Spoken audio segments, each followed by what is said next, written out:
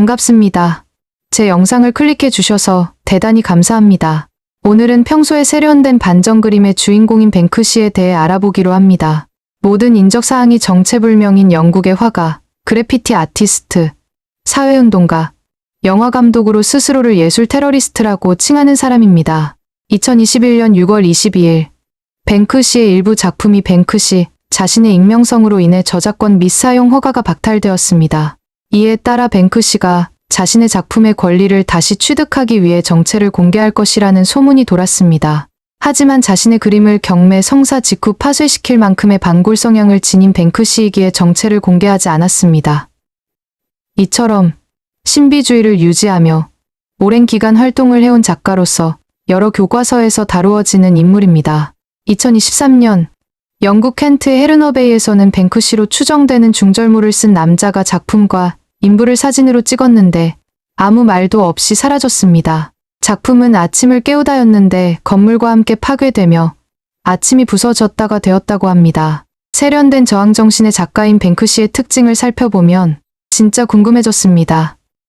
뱅크시의 예술세계는 컨템포러리 아트의 시대 흐름을 어떻게 설명하는 것이며 현 시점 가장 뜨거운 예술가이자 셀프 브랜딩을 너무 잘하는 작가인데 그를 꼼꼼하게 알아볼 필요가 있습니다. 그의 작품을 보면 그래피티를 하던 1980년대 후반 미국과 영국 경찰들은 골목길에서 삼엄한 감시를 했습니다.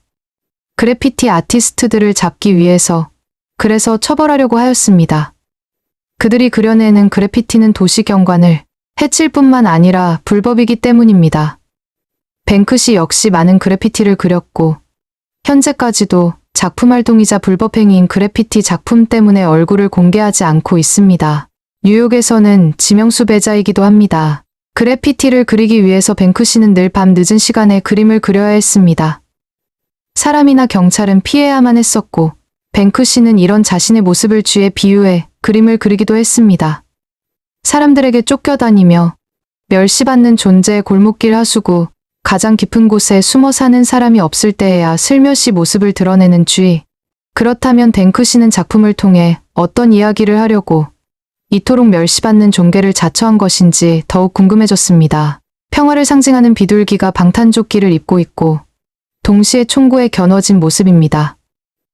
이 그림은 팔레스타인 장벽에 그려져 있는데 1967년 이후 팔레스타인은 이스라엘 군대가 점령당했고 2022년에는 아예 장벽까지 세워지며 세상과 차단되었습니다.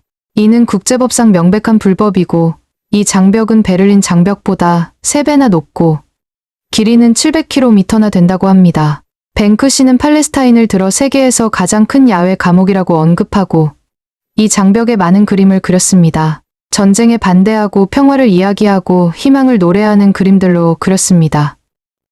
이 그림들은 단순히 메시지를 선전하기보다 직관적이면서 위트 있게 주제를 말하고 있습니다. 팔레스타인 장벽의 뱅크시가 그린 그림화 뱅크시가 낸 책에 따르면 이 그림을 그리는 중에 한 노인이 다가왔다고 합니다. 자네가 벽을 예쁘게 만들어 덕분이라고 하면서 말이죠. 이에 뱅크시는 감사하다고 대답했는데 노인말 하지만 우린 이 벽을 보기 좋게 만들고 싶진 않아. 이 장벽이 사라지길 바랄 뿐이야. 그러니 이제 그만 돌아가게라고 하였다는 것입니다. 하지만 이 뒤로도 뱅크시는 장벽에 그림을 꾸준히 그려두었고 그림을 통해 메시지를 전하기 위해서 700km나 되는 벽을 하나하나씩 채워가면서 뱅크시는 계속해서 전쟁을 멈추고 평화를 찾을 것을 강조했습니다. 이 길이가 서울 부산 왕복거리 정도 되니 얼마나 긴지 아시겠죠? 뱅크시는 난민, 기아 문제에 대한 작품도 자주 만들었습니다. 그럴 때마다 아이들을 작품에 자주 활용하곤 했는데요. 이 작품의 아이는 버거킹 종이 왕관 모자를 쓴 모습을 하고 있었습니다. 버거킹은 패스트푸드의 상징처럼 여겨지는 요소이면서 동시에 인류 비만화에 기여한 기업이기도 합니다. 그런 상징이 담긴 모자를 쓴 기아의 모습은 아이러니를 강조하였습니다. 뱅크시는 평소 작품과 함께 간단한 한 줄 평을 남기는데요. 이 작품 아래에는 이런 코멘트를 남겼습니다. 때로는 내가 먹던 두 번째 애플파이조차 제대로 삼키지 못하게 하는 이 세상이 너무나도 역겹게 느껴진다. 라고 말이죠. 이 작품은 베트남 전쟁 당시 도망치던 어린 아이 사진을 오마주한 것인데 원본 사진은 퓰리처상을 수상하기도 했었고 뱅크시는 사진 속의 여자아이를 미키마우스와 맥도날드 캐릭터가 함께 손잡고 걸어가는 모습으로 그려냅니다. 버거킹 키즈와 마찬가지로 현 시대의 아이러니, 부와 시스템이 고르게 분배되지 못하는 상황을 비판합니다. 세상이 발전하고 시대가 변해도 여전히 외면받는 아이들을 주인공으로 하기 때문입니다. 그리고 뱅크시는 권위에 대한 도전을 하였습니다. 영국의 엘리자베스 여왕을 침팬지로 그려낸 작품입니다. 작품 주변에 영국 국기의 컬러를 원형태로 넣고 왕관과 액세서리를 더해 엘리자베스 여왕임을 암시했습니다. 뱅크시는 이 작품에 이런 코멘트를 남겼습니다. 영국에서 가장 높은 지위는 재능이나 노력에 의한 보상으로 주어지는 게 아니라 단순히 태어날 때부터 주어지는 것이다 라고 말입니다. 뱅크시는 인물뿐만 아니라 시스템도 비판합니다. 두 명의 경찰관이 키스하는 모습을 그려낸 것입니다. 뱅크시는 정말 많은 결찰 그림을 그렸는데 그 중에서 가장 유명한 작품입니다. 가장 보수적이고 권위적인 경찰을 가장 개방적이고 다양한 문화가 뒤섞인 곳에 위트 있게 그려낸 것입니다. CCTV를 벽으로 돌려놓은 모습을 하고 있는 그림도 그렸는데 뱅크시는 벽에 뭘 봐? 라고 적어두었습니다. 전부터 뱅크시는 현대 영국에서 가장 나쁜 것 중 하나를 CCTV라고 주장했는데 사회를 감시하고 억압하려는 존재에 대한 비판을 문장 하나로 가볍게 비꼬며 이 작품 역시 큰 지지를 받았습니다. 9살 때 시작된 뱅크시의 저항 정신은 유명합니다. 전쟁에 반대하고 외면받는 아이들에 주목하고 권위에 저항한 뱅크시. 그의 작품이 전하는 메시지를 크게 하나로 보면 저항 정신으로 표현할 수 있습니다. 뱅크시가 이토록 저항 정신이 가득한 작품을 선보인 건 그의 어린 시절 영향이 컸습니다. 뱅크시는 한국 나이로 11살 때 교내 폭행 사건에 연루됩니다. 사건에 전혀 가담하지 않았지만 주동자들이 입을 맞춰 뱅크시에게 덮어 씌운 것입니다. 뱅크시는 본인의 억울함을 토로했지만 그 누구도 그의 말을 믿어주지 않았습니다. 심지어 어머니는 잘못을 인정할 용기도 있어야 한다. 인정하지 않는 어의 태도는 역겹기까지 하다 하고 말했습니다. 세상에 뱅크시 어머니의 말이 더 역겹습니다. 주변에 이런 무식한 어머니가 한둘이 아니라는 게 문제입니다. 그 뒤로 뱅크시는 학교와 집 안모두에서 입을 다문 채 지냅니다. 이것도 잠시 이후 퇴학까지 당하게 됩니다. 뱅크시의 자서전에 나와 있습니다.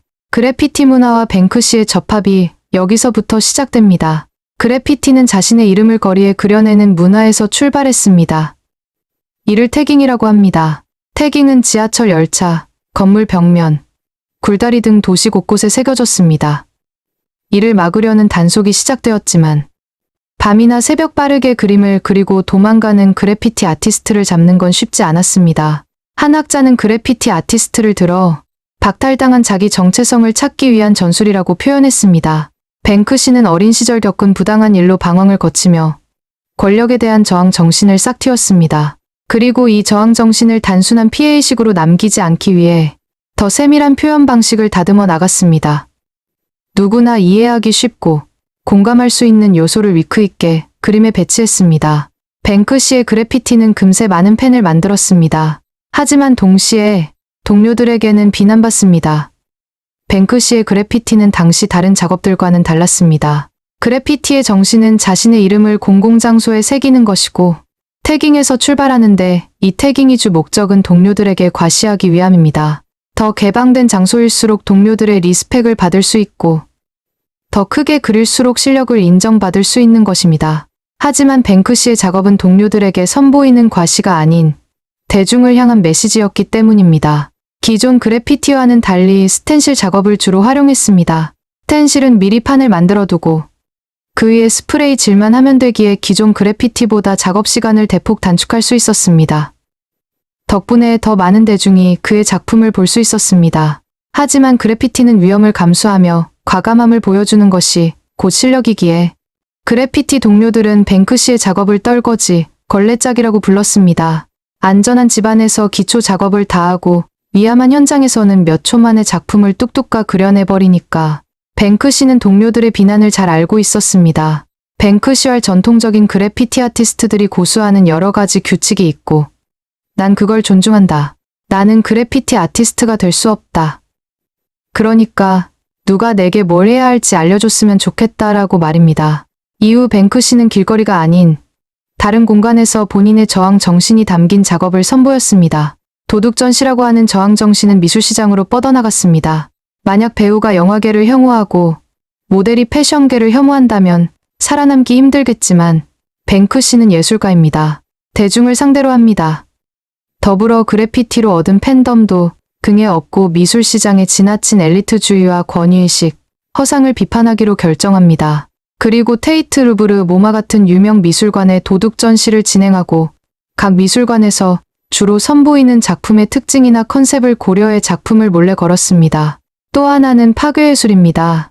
미술시장에 저항한 뱅크시의 작업 중 가장 널리 알려진 건 거리드벌룬이었지만 작품이 낙찰됨과 동시에 뱅크시는 작품을 종이분쇄기에 갈아버립니다. 그리고 이 퍼포먼스 이후 뱅크시는 작품 보증서에 새로운 제목을 새겼습니다.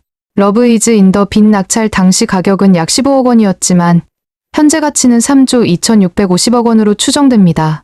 그간 뱅크시를 비난하던 사람들은 정말 많았습니다. 동료 그래피티 아티스트뿐만 아니라 평론가들 중에서도 뱅크시를 혐오하던 세력들이 많았습니다. 뱅크시의 예술 세계가 지나치게 쉽고 단순하다거나 거리 예술 자체를 예술로 보지 않는 등 다양한 이유가 있었습니다. 하지만 그들마저도 이 퍼포먼스에는 경애를 표하고 뱅크시를 인정했습니다. 뱅크시를 혐오했던 유명한 평론가 가디언지의 조너선 존스는 이렇게 썼습니다. 이번만큼은 뱅크시가 예술을 오롯이 상품으로만 여기는 시스템 전체에 강력한 한 방을 먹였다. 소더비에서 벌어진 사건은 뱅크시의 가장 위대한 업적이다. 그는 해야 할 말을 했다. 예술은 돈에 질식되어 죽어가고 있다.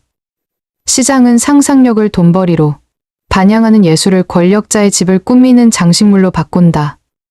이제 할 수 있는 유일한 반란은 예술작품이 팔리는 순간 스스로를 파괴하는 것이다. 라고 말이죠. 뱅크시는 계속되고 있습니다. 끝까지 시청해 주셔서 대단히 감사합니다.